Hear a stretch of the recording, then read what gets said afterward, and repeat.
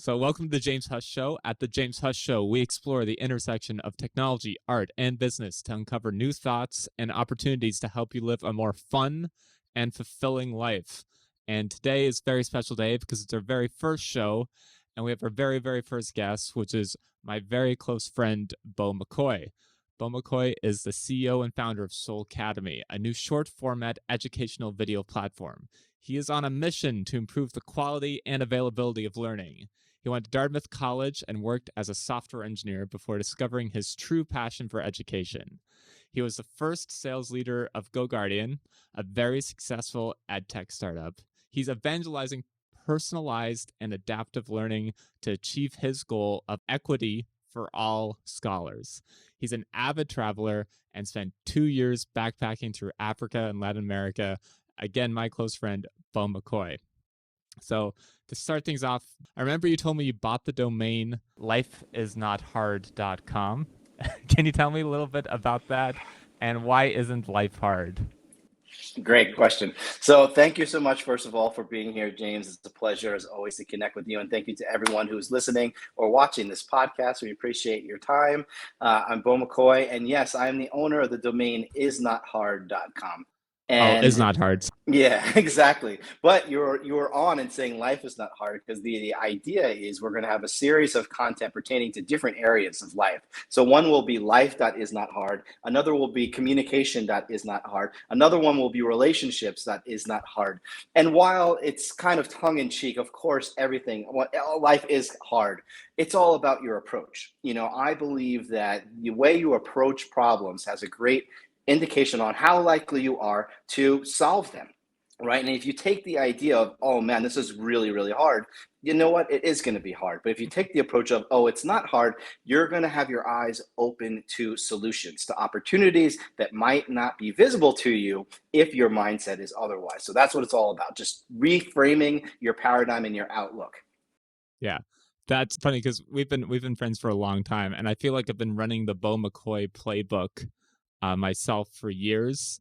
And even though this playbook hasn't been written yet, and one of the things this reminds me is I know you spent a couple of years in like traveling through South America, and I remember you telling me, he's like, you know what, James, I'm just gonna learn Spanish, and then you just thought about the most simple way. It's like, what's the simplest way to learn Spanish? Oh, I know. I'm just gonna hire a Spanish teacher. I think you're doing like an hour a day or 2 hours a day Spanish lessons. I'm just gonna sit there and force them to speak Spanish to me until I learn. And I've applied the exact same strategy for me learning Chinese. I'm currently in Taiwan. Me learning Chinese. What was it? 2 hours a day, or how did you approach learning Spanish? Yeah, that was it, right? So I don't know if it's a gift or a curse, but I am really not beholden to what other people think. When it comes to like doing research and preparation before something that's not in my paradigm, I'm always a kind of like start now with this opportunity, see what the elements are. What are the ingredients for what we're trying to make, like that cooking show where they just throw random ingredients at you and you have to make something. That's how I approach kind of everything in life. So when it came to learning a language, number one, I was living in Colombia, so that was a huge advantage, right? So if you want to learn a language, go where they speak the language. That was step number one. Step number two, I said, okay, what is my priority right now? My priority was learning the language. So I made sure that I did that first. So the first thing I did every day, I found an amazing Spanish teacher by networking and just asking, who's the best Spanish teacher in Cartagena, Colombia, where I was. And I found this guy, Gustavo, and I said, I will be there at 8 o'clock in the morning every single day. And so every single day, Monday to Friday, I was in there for an hour. And I would have done 2 hours, except my head hurt physically. My brain hurt. I couldn't do it because learning a language is really hard because it's using an area of your brain that for many of us who only speak one language, we almost never use, right? So it's like using a muscle that you haven't used literally in 35 years, right? And so that was that. And then eventually that process got a little easier for me and I was able to ramp it up to 2. And then from there, I went from 2 hours to, going to happy hours and conversations and things like that. And before you know it, I was speaking Spanish, 90% of the day, right? But it all comes with having that clarity of focus. And while that might sound hard, like, oh, wow, that was like a lot of work, it's really not hard if that is what you want. It's really easy to do things that you find enjoyable or, fulfilling to you. Mm-hmm. And I like what you said about focus because that's something I've really been realizing lately, just in my own life. And I was actually coaching my girlfriend through this too, because currently she's working as a Chinese teacher, but she's also a master's student. And so, when you're a master's student, there's always a professor who has like a project for you, like, oh, for like a teaching assistant, this or some other thing like that. And it's never per hour, it's always per the semester. And so she was telling me, like, oh, should I take on this teaching assistant role? Should I take on this other role that is like editing, like this like magazine thing? And I was telling her, I just sat her down. I was like, okay, well, what's your goal? She's like, well, I want to run my own Chinese school. I'm like, well, will taking this opportunity bring you closer or further away from that goal? And she said, further away. I'm like, well, do you think you should do that then? And she said, no.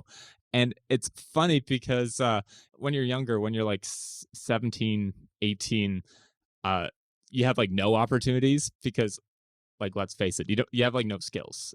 And so you don't really have much to offer except like a really good can-do attitude. So I've noticed that when you're younger, it's all about saying yes to as many things as possible. But then I noticed more like as you get further along your career, further along your life, it's all about almost like removing opportunities from yourself to focus. Good examples like getting married, having a kid. Like once you pick someone there, it makes sense to generally just stick with there. Or another example is kind of picking a career path. So early on, it looks like you started as a software engineer, and then somehow, one way or another, you ended up on the sales route. And you hear a lot, especially on like LinkedIn and Twitter, and with all these like coding boot camps and these different programs for like passing the Google interview. You hear a lot about getting into software development, but you don't really hear much about people getting out. And you don't really hear much about people kind of pivoting there. So what made it click in your head? Like what were the series of events that made you think, you know what, coding was cool. Now I want to move on to something else. I believe you went on the management first, but what were the events that made you realize you wanted to switch? And then what were the actions?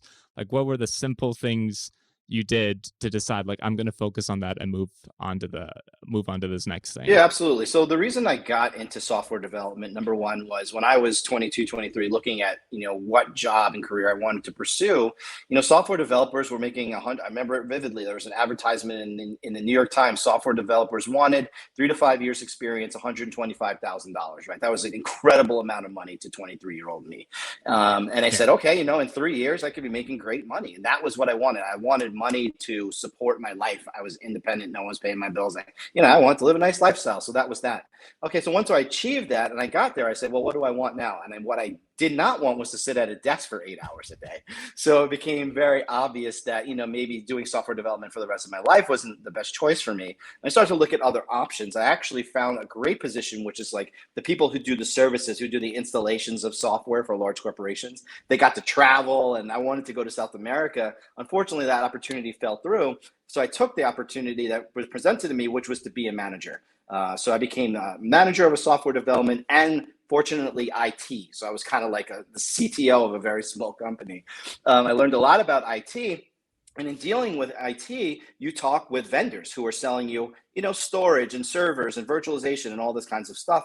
And I started talking to them. I said, what do you do? And they told me, hey, we just go from one customer to the next. We're out all day long talking about technology. I said, that sounds cool. And I said, what do you make? And they were like, about 200,000. I was like, well, that's double what I'm making. So it was a really easy thing for me to try. I wasn't afraid because I knew that if it didn't work out for whatever reason, I could always fall back to being a software developer. There wasn't going to be a demand for less software developers in the near future. So, I took the leap, and fortunately it worked out for me. I loved it. I liked being out and meeting with people, and sales has its downsides too. Believe me, it's not an easy job at all. Yeah, getting told no all the time, but I enjoyed it, and it was an easy transition for me. Again, that's how I look at things, right? I'm always saying this is easy for me. I'm never saying this is hard, right? I'm always looking at how can I make this easy for myself.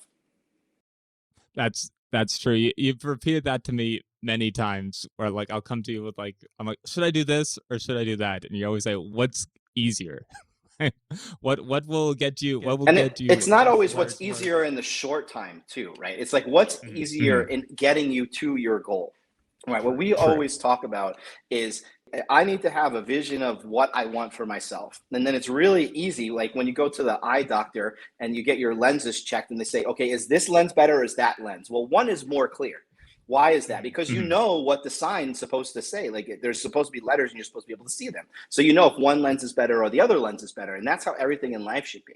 It shouldn't be, should I get a car or an SUV, right? One is going to serve your purpose and the other isn't going to serve it as well. But you need to have an idea of what you're looking at in order for your vision to be clear. And that's kind of what I mean by making things easy. Yeah, that makes a lot of sense, because the easiest thing to do is to not do anything. Right. Like the easiest thing is to like stay at the job that you don't really like but is like pays pretty well.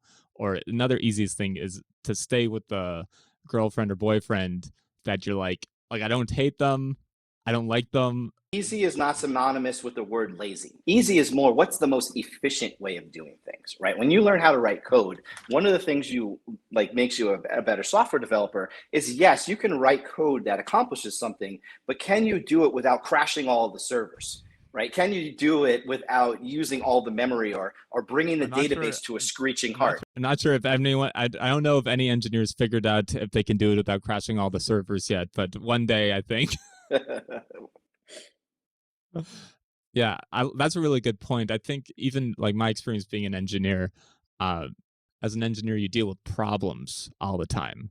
Like, and the buck stops with you. Like when I was leading an engineering team, I remember working with one guy who's like, "Oh, I just can't recreate the bug." And I told him like, "There's no other engineering team at this company. There's just us. There's just the 10 of us." I'm like, "We got to figure it out."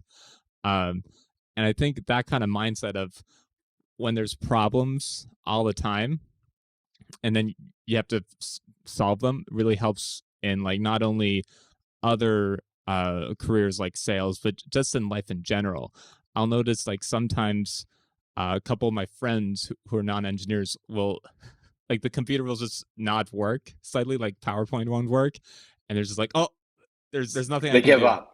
Right. They give up, and And that's the thing. And I turned around because I want to share this with the audience, right? So when I was 23, 24, my programming mentor shared this book with me, and it's called Pragmatic Programmer. It's by Andrew Hunt. Now, this is his second book, Pragmatic Thinking and Learning. And what is programming or pragmatic thinking? It's really simple. What it is taking a problem that is incredibly complex, like trying to write a massive software program, and breaking it down until you have some small problem that you can actually solve. And this is what makes really good coding, keeping things simple and modular and repeatable. But this translates into all aspects of life. If you think about your relationships, if you think about your job, if you think about your fitness and diet, everything can be it's really hard to stay in shape, but it's not hard to drink this glass of water right now, right? That's the difference. And a pragmatic thing would be for me to drink water in this moment. And then what about the next moment? Well, I'll worry about that in the next moment.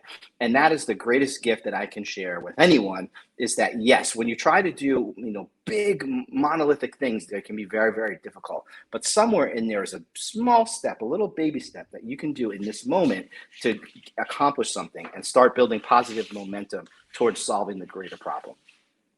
yeah, a great example going back to your like Spanish example is another one. What's the problem? I can't talk to anyone and I have no idea what anyone is telling me. Big problem. What's the solution? Learn Spanish. It's like, okay, wait, let's break that down. How do I learn Spanish? Okay, learn how to read. Okay, cool. Learn how to listen. I'm not sure how to do that. I don't even know how to learn Spanish. What do I do? Oh, find a teacher then. It's like there's people whose job it is to show you how to do something.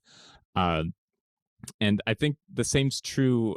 And I've seen like myself and even a lot of my friends run into this problem too, is they get to that level on their career where things are going pretty good. But then they have this problem. And the problem is like, I'm not happy. Complicated problem. I'm not happy encompasses anything. Why aren't you happy? It's because you can't speak Spanish? Like maybe. Is it like there's all these different things? Maybe it's because you're overweight, and then it's breaking that down. So that's why I've always liked talking to you. because you're always really really good at breaking down those problems. And when you do get stuck, you're good at like, well, if I'm stuck, well, like what do I do next? Um, and I think that's like I agree. It's reading that book, Pragmatic Programmer, going on the engineering side, and being like in the career path as an engineer, just being faced with problems that you just have to fix, or like the website, either best case scenario, you get fired if you don't fix it. Worst case scenario is the whole website doesn't work and everyone loses their jobs because there's no money coming in. I think that's what really helps when you apply that to other things, like especially fitness. You're like, well, if I can fix this website, uh, and I learned how to do this, I guess like I can learn how to lift weights up and down and eat like some chicken and rice. Or like if I can Exactly. do this, I can do this other thing. Yeah. That's the thing is programming, learning coding, it teaches you about logic, right? If not or else, these sorts of things. And eventually you learn that all of life is a logical sequence of events. And if you can so arrange those things, those sequence of events in your favor, then you're going to get whatever it is that you want, right? And it applies to actually all areas of life. Some people say that, you're always selling something, right? And so you could say sales is everything in life. You could say coding is everything in life. It's just how you approach everything. If you're approaching it in a way where you're making things easier for yourself, there's something you can solve, you're going to find solutions, right? And that is what my mentality is. And that's the mentality that I'm trying to share with the world. I remember once you mentioned this to me a couple of weeks ago when we were chatting. You said because you just had newborn son Alex. How old is he again now? He is 2.5 months. Two and a half months years old. I remember you told me that you said the only thing I'm going to teach Alex is to be a good person, Right. because if he's a good person, everything will work out. What's a good person, and why do you feel that way? Why do you think like that's the main thing to teach your son? It's a really complicated question. What is it? I think it's somebody who just is appreciative at the end of the day. I think a good person appreciates everything, appreciates themselves, the other people around them, the things that they have in their life. And if you find appreciation, then I think that creates the environment for abundance, right? If you appreciate what you have, then I think more comes. But if you are greedy and just take things for granted, that's when I think things go away from you. And one of the things that you can appreciate is opportunities, right? If you're grateful Mhm. for these opportunities and you have your mindset of, oh, I'm so grateful that the sun is up today. I'm so grateful that I was able to go for a walk, or so grateful that I was able to talk to my friend James, then more opportunities are going to come to you. And I think an appreciative person is not one who's ever going to do something that's malicious. I think that's the other thing. A good person, an appreciative person, doesn't have a need to feel angry. They don't have a vendetta against anyone. So that is really what I want for him. I want him to treat himself well, treat other people well, and appreciate what he has. If he can do those three things, everything else in life will sort itself out. I think a lot of times we get wrapped up in external accomplishment, right? How much money do I have? What's my job?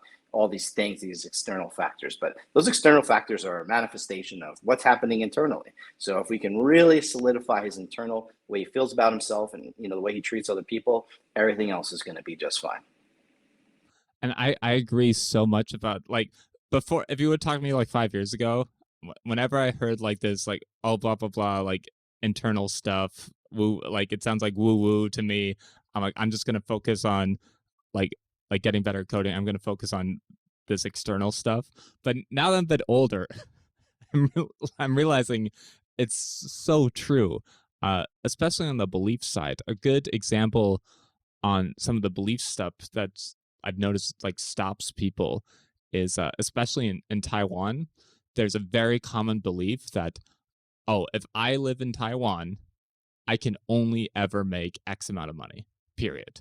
It's like it's impossible to make more than a million NT a year, a million new Taiwanese dollars a year. It's just impossible.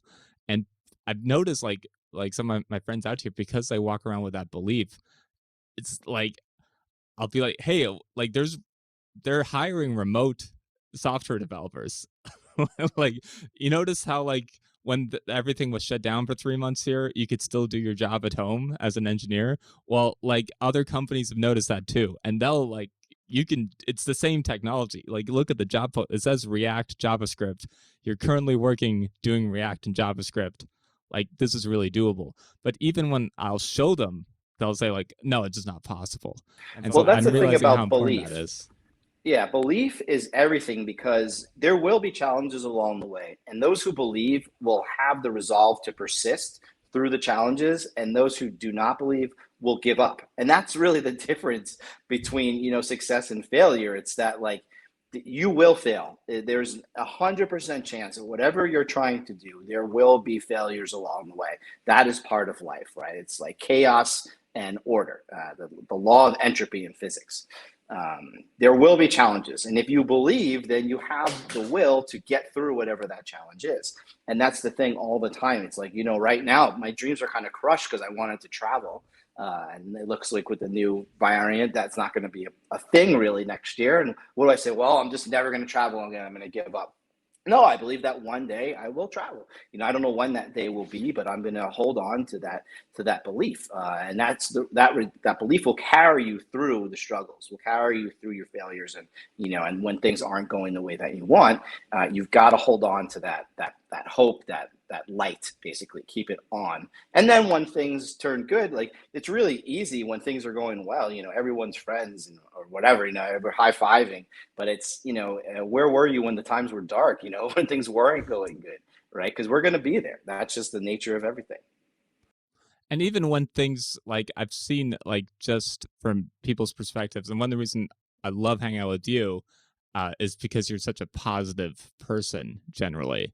And so I've seen situations where like one person looks at it, they're like, oh, this completely sucks. And then someone else looks at it, it's like, oh no, there's like some positivity. And I know some people are a bit too positive where they use that as like a coping mechanism. It's like, yo, no, like it's broken. Like we got to fix this out. We can be positive right after. But I think a good example of that is uh, even with COVID happening, and obviously like there's a lot of big downsides of COVID, but uh, one of the positive sides for COVID for me was that was the shake. That was like for me, like okay, it's do or die. I've been thinking about going to Asia for a long time. Like there's no COVID in Taiwan. There's literally no logical reason for me to not be there. Like, and that pushed me through there, and that was a really big thing. Uh, I think there's a couple of silver linings for COVID for you too. Like, what's the examples of some positive things you found out about yourself or out about your life during the pandemic over the last 2 years? Yeah, absolutely. And it's all a matter of your time frame, right? If you look at things on a day-to-day basis, they can be very difficult. But if you zoom out and look at it maybe on a yearly or a biannual basis, it's really not so bad in kind of retrospect. So for me, I mean, this pandemic has forced me, number one, to have an amazing relationship with my now fiance. We were just kind of dating before, and we were forced to like live together and then spend all this time together. And because of that, I felt really comfortable about getting engaged to her last year. And now we welcomed our beautiful baby boy, just 2 years into our relationship, and it's been the best thing that's ever happened to me. I also founded my business because of the school closures. When I saw schools were closing everywhere, I knew that Zoom was going to be an absolute disaster for them, and it is. And so that's why I said, hey, now's the time to start something that's a lot better for schools than Zoom, which is Soul Academy. So, my business, my relationship, my son, the best things in my life are all a result of this past, 18 or 20 months, where, yes, there's a lot of bad things that have happened, but I choose not to look at it this way. And I think 5 years from now, I'll look back at 2020, 2020, 2021 and say, yeah, that was the year I started my business. That was the year I got engaged. That was the year I got married. That was the year I welcomed my son to the world. And those were some of the best years of my life. So that's how I choose to look at things. Is not hard, right?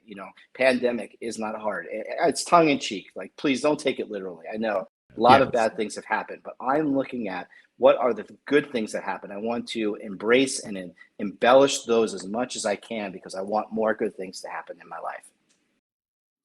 Now you mentioned like starting your own business. I've noticed that over it's I've noticed that you've really been focusing on startups over the last probably over 5 years now, maybe over 7. Yeah, over 7 years. You've been focusing on startups, and especially like I feel like there's like different kinds, like different stages of startups.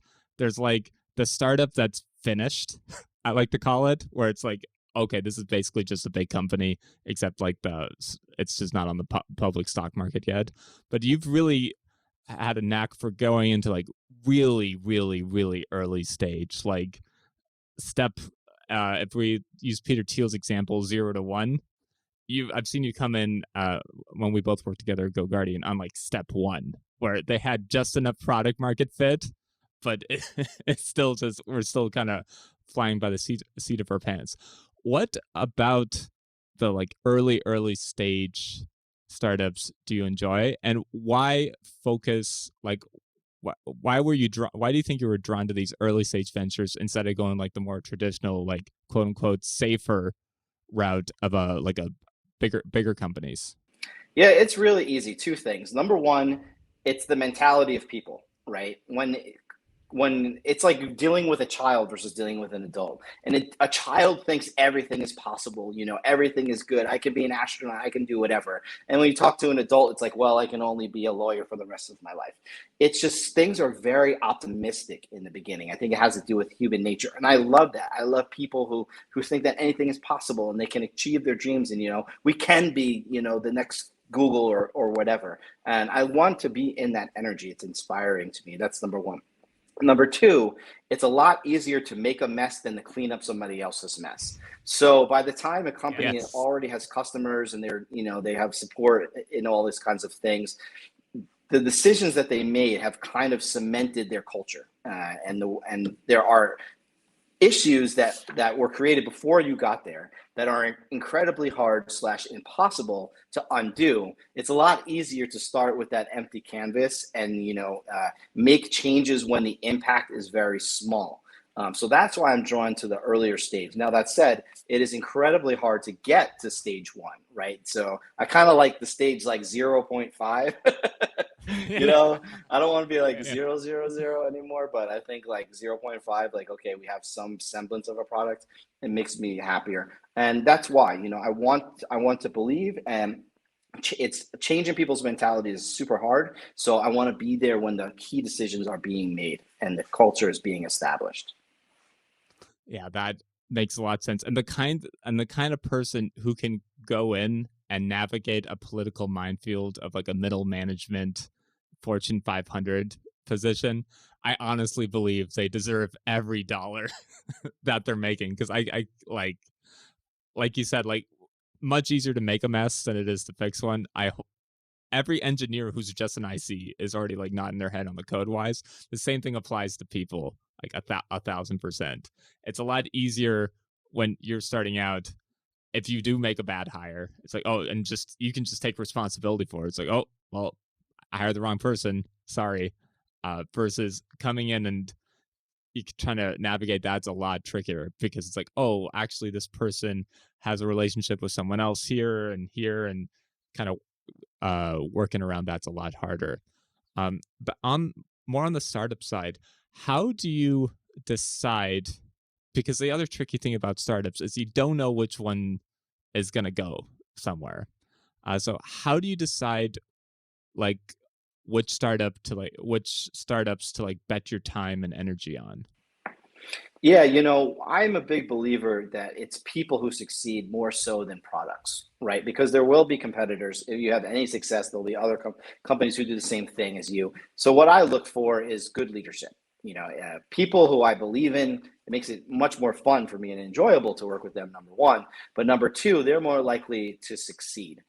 There's a book called Crossing the Chasm, which is like this concept that it's almost impossible. Very, very few startups ever get past the $20 million sales figure annually. And it's not because they don't have a product or customers or whatever. It's because the leadership just can't get there mentally.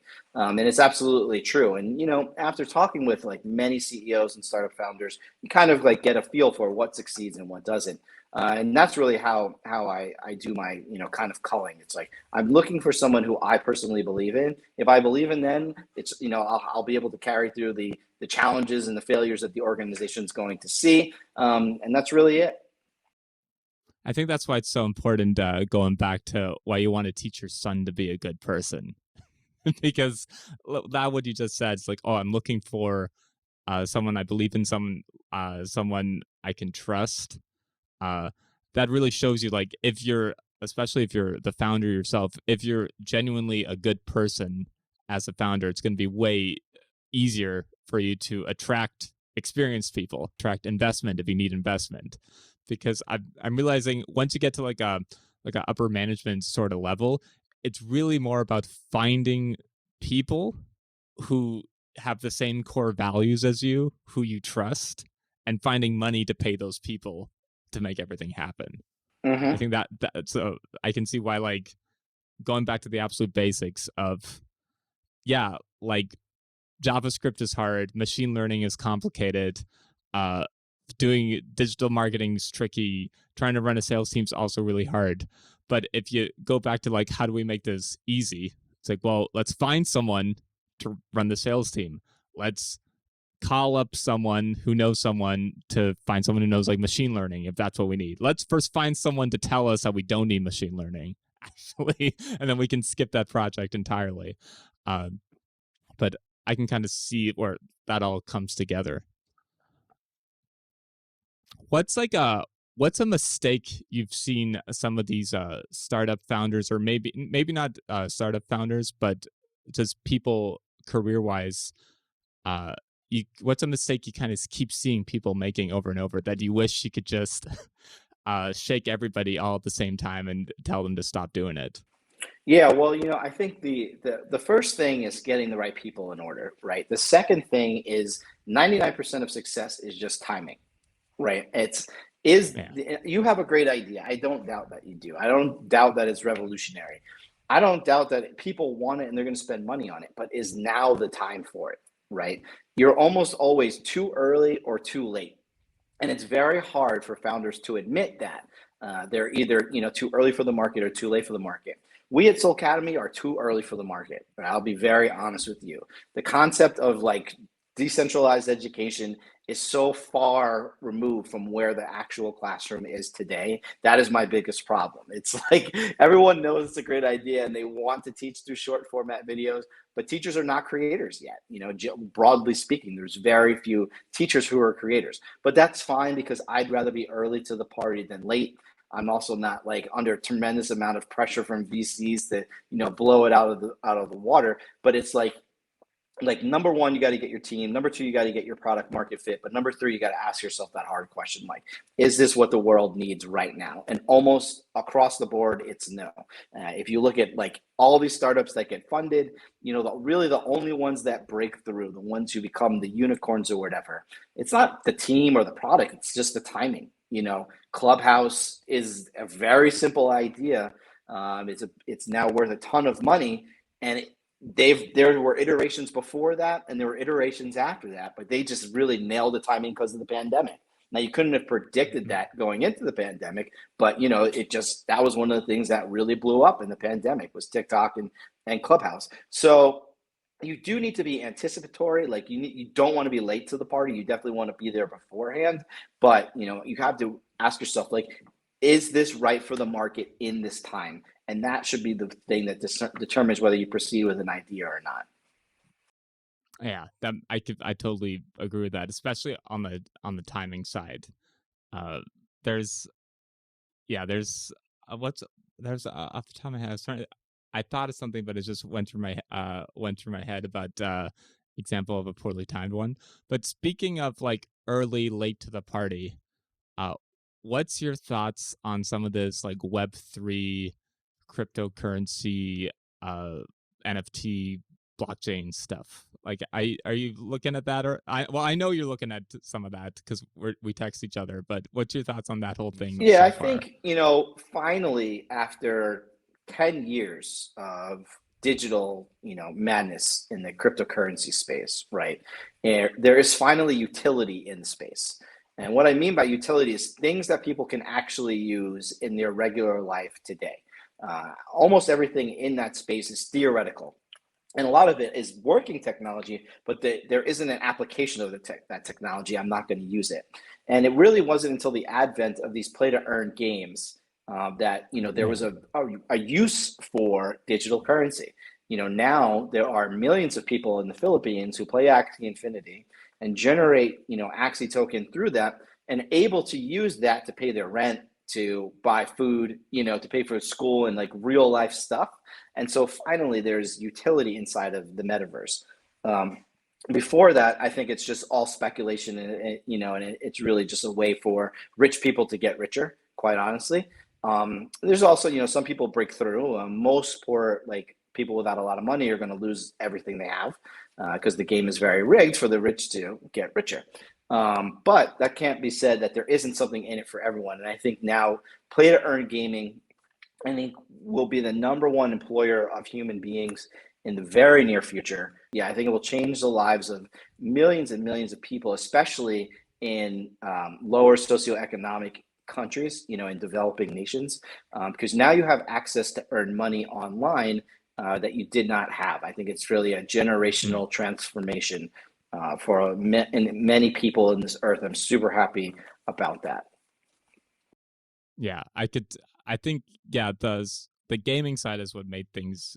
I agree with you too. Like, last like 7 to 10 years, because I heard about Bitcoin super early. And like pretty much every software engineer heard about it like 10 years ago from like a buddy who knew a buddy, and I had the same reaction as most people. Like, I'm like, I'm like, can I use this Bitcoin to buy anything? It's like, not really.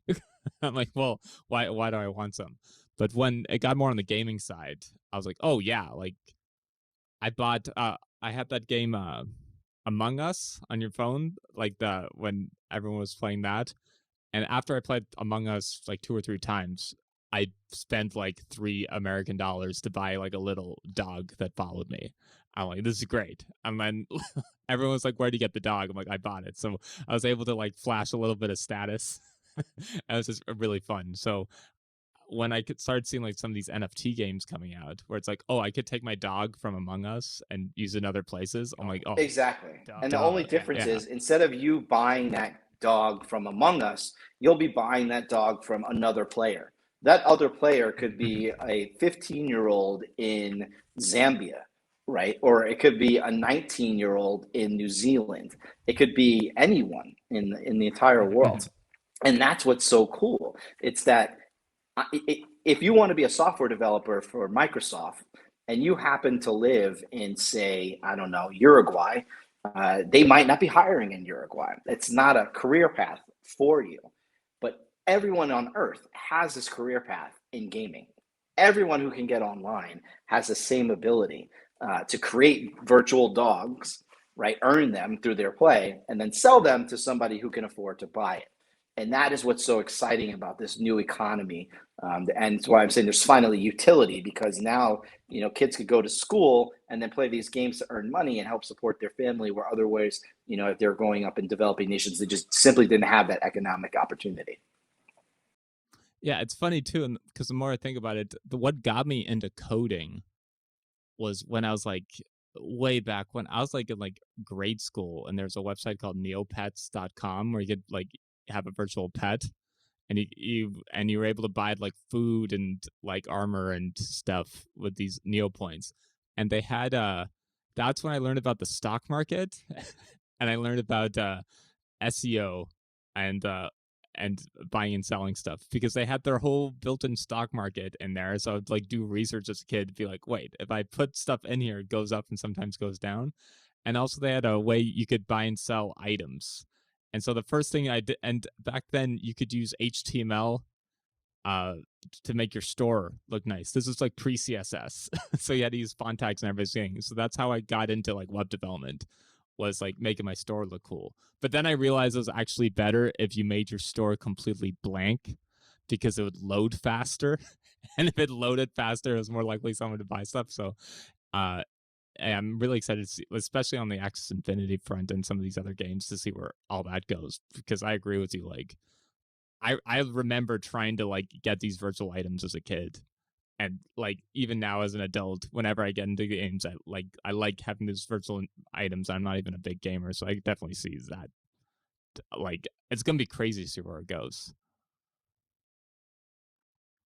So let's start wrapping things up. I got one more question. Is if you could write one thing on a giant billboard that everyone could see as they're driving by, what would that be? I would say believe in yourself. You know, I think there's so much anger in the world, so much conflict. You know, people drive like maniacs here in Vegas. I don't think people who are happy with themselves don't need to behave that way. And it all starts with how you believe. You know, if you believe in yourself, if you feel good about yourself, you're going to treat other people well, and good things are going to happen to you. So that's the message that I try to instill in everyone, in my new son. I'm saying positive affirmations to him every morning, as you can imagine, because I want him to feel good about himself. You know, I want him to feel happy when he smiles. I want to feel happy when he takes a poop, or if he sneezes in daddy's face, it's okay. Yeah.